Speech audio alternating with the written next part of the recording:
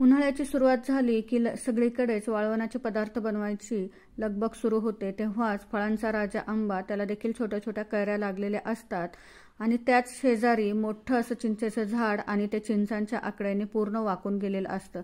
हा काळ असतो चिंच पिकलेली असते आणि तयार झालेली असते वर्षभरासाठी साठवून ठेवण्यासाठी। इथे तुम्ही चिंचेचे आकडे पाहू शकतात, अगदी त्यावर टरफलं आणि त्याच्या शिरा जशाच्या तशा आहेत। मळ्यातल्या चिंचेच्या झाडाचे ह्या चिंचा मी काढून आणलेल्या आहेत। आता याला मी पूर्ण स्वच्छ करून ह्या वर्षभरासाठी साठवून ठेवणार आहेत। अगदी 2 वर्षापर्यंतही या चिंचा खूप छान राहतात, अजिबात त्याला फंगस लागत नाही किंवा त्याला कीड देखील लागत नाही। छान टिप्स आणि ट्रिक्स आहेत की ज्या आपण जर जशाच्या तशा फॉलो केल्या तर तुमची चिंच देखील वर्षभरासाठी तशीच्या तशी टिकून राहील। आजकाल चिंच मार्केटमध्ये आहे अशा स्वरूपात मिळते किंवा अगदी फोडूनही मिळते। तुम्ही दोन्ही प्रकारे घरी घेऊन ती चिंच वर्षभरासाठी साठवून ठेवू शकता। तर व्हिडिओ शेवटपर्यंत नक्की पहा की जेणेकरून तुमची ही चिंच वर्षभरासाठी छान जशीच्या तशी राहील आणि वर्षभरामध्ये आपल्याला चिंचेचं पाणी, चिंचेची चटणी किंवा अगदी वरणामध्ये घालण्यासाठी जी चिंच आहे ती आपण साठवून ठेवणार आहोत। तर व्हिडिओ शेवटपर्यंत नक्की पहा की जेणेकरून तुमची ही चिंच वर्षभर जशीच्या तशी राहील। नमस्कार, मी सुचिता। आज आपण वर्षभरासाठी चिंच कशी टिकवून ठेवायची हे पाहणार आहोत। छोट्या मोठ्या ट्रिक्स आणि टिप्स मी दिलेले आहेत, तर व्हिडिओ शेवटपर्यंत नक्की पहा। या चिंचा आपण इथे घेतलेल्या आहेत, या सगळ्या चिंच पूर्ण पिकलेल्या किंवा वाळलेल्या आहेत असं नाही। त्यामुळे काय करायचं की 1 दिवस यांना ऊन दाखवायचं।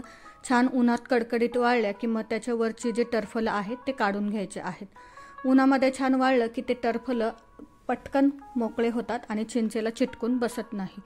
तर इथे मी ही चिंच अशी पसरवून घेणार आहे।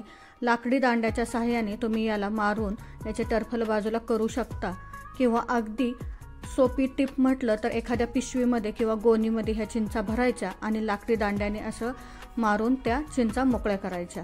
तर इथे मी अशा प्रकारे दांड्याने मारत आहे, पण काय होतंय की ह्या चिंचा बाजूला उडत आहेत, डबल कुटाणा होतोय। त्यामुळे काय करणार आहे की ह्या चिंचा मी एखाद्या पिशवीत किंवा गोणीत भरणार आहे आणि ह्या छान अशा प्रकारे ठोकून घ्यायचे आहेत की जेणेकरून त्याचे साल जे आहेत वरचे ते मोकळे होतील।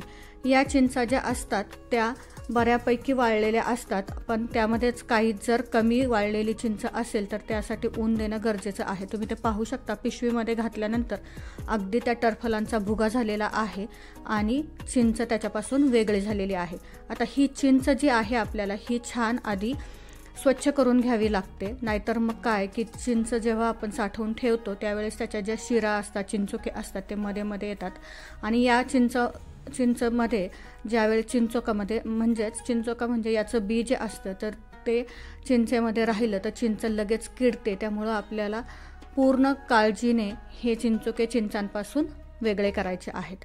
तर आता हे चिंचोके वेगळे करण्यासाठी 2 टिप्स आहेत। तुम्ही सुरीने अशा प्रकारे चिंचा ह्या कापून देखील याचे चिंचोके काढू शकता किंवा ठोकूनही। आता सर्वात आधी मी ही चिंच स्वच्छ करून घेते। याच्या ज्या शिरा असतात, बरेच लोक याला केशर म्हणतात असं मी ऐकले, पण आमच्याकडे याला शिराच म्हणतात। तुमच्याकडे काय म्हणतात हे मला कमेंट करून नक्की कळवा। तर याच्या शिरा किंवा वर राहिलेले टरफलं स्वच्छ आपल्याला काढून घ्यायचे आहेत आणि चिंच जी आहे पूर्ण मोकळी करून घ्यायची आहे। त्याच्या शिरा काढल्यानंतर चिंच ही पटकन फोडल्या जाते, त्यामुळे त्याच्या शिरा वगैरे काढायच्या आणि जर चिंचेचं ज्यावेळी आपण वरणात किंवा भाजीमध्ये घालतो, आमटीमध्ये घालतो त्यावेळेस जर त्याच्या शिरा जर असतील तर ते जेवणामध्ये जातात आणि दाताखाली येतात, चांगलं लागत नाही। त्यामुळे शिरा काढून ही व्यवस्थित आपल्याला स्वच्छ करून घ्यायचं आहे। अशा प्रकारे मी सगळी चिंच इथे स्वच्छ करून घेणार आहे। साधारण 5 ते 10 मिनिटात ह्या चिंचा चांगल्या स्वच्छ होतात आणि त्यांना पुन्हा एकदा 1-1.5 तास मी उन्हामध्ये ठेवलं आहे आणि हा कचरा सगळा बाजूला काढलेला आहे। आता ही चिंच चांगली कोरडी झाली की त्याचं जे चिंचोका आहे हा पटकन अलग होईल। आता ह्या चिंचा चांगल्या वाळलेल्या आहेत, आता ह्यांना मी एका बाजूला करते आणि जर सुरीने तुम्ही ही चिंच कापत बसाल तर त्याला वेळ लागतो चिंचोके काढायला, याचे मोठे मोठे आकडे असतात। त्यामुळे काय करायचं की एखादा दगड घ्यायचा किंवा माझ्याकडे असं चटणी कुटायची ही दगडी आहे, हिला मी अशी पालथी इथे घालणार आहे आणि लाकडी दांड्याच्या सहाय्याने ह्या चिंचा फोडून घेणार आहे। बऱ्याच लोकांना चिंचा कशा फोडायच्या हे माहीत नाही, तर मी तुम्हाला इथे दाखवते। अशा प्रकारे चिंचे साफ करून घेतल्यानंतर आपल्याला अशा प्रकारे ठेवून वरून लाकडी दांड्याने मार देऊन ही चिंच फोडायची आहे।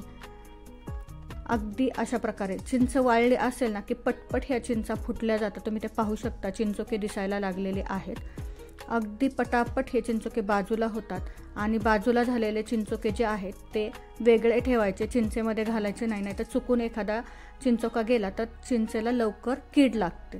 त्यामुळे ही महत्त्वाची टिप आहे की चिंचोके अजिबात चिंचामध्ये जाता कामा नाही.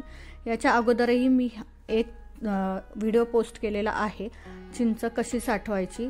त्या व्हिडिओलाही तुम्ही खूप छान प्रतिसाद दिला, त्याबद्दल धन्यवाद. आता आपण ह्या चिंचा सगळ्या फोडून घेणार आहोत आणि ही ट्रिक जर तुम्हाला आवडली असेल तर कृपया चॅनलला सबस्क्राईब करा, व्हिडिओला लाईक करा आणि तुमच्या मित्रपरिवारासोबत हा व्हिडिओ शेअर करा. तुम्ही ते पाहू शकता, वाळल्यामुळे ही चिंच छान फुटल्या जाते आणि चिंचोके वेगवेगळे होत आहेत. चिंचमधून जर किडकी असेल तर ती काढून टाकायची, नाहीतर मग काय होतं की सगळी चिंच खराब होते. शक्यतो मध्ये कोवळा चिंचोका असतो किंवा चिंचोका नसतोच, तर त्या ठिकाणी चिंच मोकळी असते त्या चिंचा देखील आपल्याला घ्यायच्या नाही आहेत, कारण त्यामध्ये छोटी कीड असते आणि चिंच आपली खराब होऊ शकते. अगदी एक नंबर चिंच जी आहे म्हणजे व्यवस्थित स्वच्छ असलेले चिंचोके बाजूला झालेली चिंच आपल्याला साठवणुकीसाठी घ्यायची आहे. म्हणजे ती वर्षभर किंवा वर्षापेक्षाही जास्त वेळ ती छान टिकते. तुम्ही ते पाहू शकता, या चिंचेला मध्ये असा थोडासा डाग आहे, तर ती आपण काढून घेणार आहे. इथे मी सगळी चिंच फोडून घेतली आहे. तुम्ही ते पाहू शकता, सगळे चिंच जी आहे ती उघडी झालेली आहे. अशा प्रकारे ही चिंच तुम्ही एखादा तास उन्हात दाखवू शकता, पण ही आधीच मी उन्हात टाकली होती त्यामुळे ही स्वच्छ वाळलेली आहे, कडक झालेली आहे. आता याला आपल्याला मीठ लावून ठेवायचं आहे. मीठ लावण्या अगोदर मीठ थोडंसं भाजून घ्यायचं आहे, कारण कसं होतं की आपण मीठ रोजच्या वापरत असतो, कधीतरी ओला हात त्या मिठाला लागतो आणि ते मीठ थोडंसं सादळल्यासारखं होतं आणि तेच जर आपण सादळलेलं मीठ हे चिंचांना घातलं तर चिंचांना पाणी सुटेल आणि चिंच खराब होऊ शकते. त्यामुळे ते मीठ जे आहे थोडं कढईत घालायचं, थोडंसं गरम करून घ्यायचं.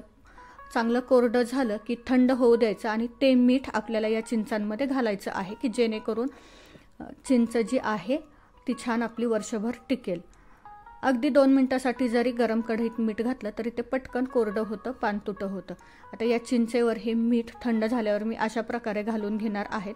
बरेच लोक याला चिंचांचे गोळे करून ठेवतात आणि त्याला पाण्याचा हात लावतात, पण मला असं वाटतं की पाण्याचा हात लावल्यानंतर ते चिंचेचे जे गोळे आहेत ते खूप कडक होतात, फुटत नाहीत. तर अशी चिंच बनवण्यापेक्षा न पाणी लावताच हे चिंचेचे गोळे दाबून जर बनवले तर ते छान बनतातही आणि ते गोळे जसेच्या तसे टिकून राहतात. पाण्याचा हात लावायची गरज नाही. पाण्याचा हात जर लावला तरी मला वाटतं ते चिंच जे मीठ आहे ते विरघळू शकतं आणि चिंचेला पाणी सुटू शकतं. अगदी ताकद लावून हे गोळे आपल्याला लाडवासारखे बांधून घ्यायचे आहेत आणि स्वच्छ धुतलेल्या उन्हात वाळवलेल्या बरणीमध्ये आपल्याला ही चिंच साठवून ठेवायची आहे आणि त्याचं झाकण पॅक करायचं आहे. हवाबंद बरणीमध्ये ही चिंच जर तुम्ही अशी ठेवाल तर ती वर्षभर तर काय 2 वर्षापर्यंत ही अजिबात खराब होणार नाही, याची मला खात्री आहे. तुम्ही ते पाहू शकता, अशा प्रकारचे गोल गोल गोळे आपण करून घेणार आहोत.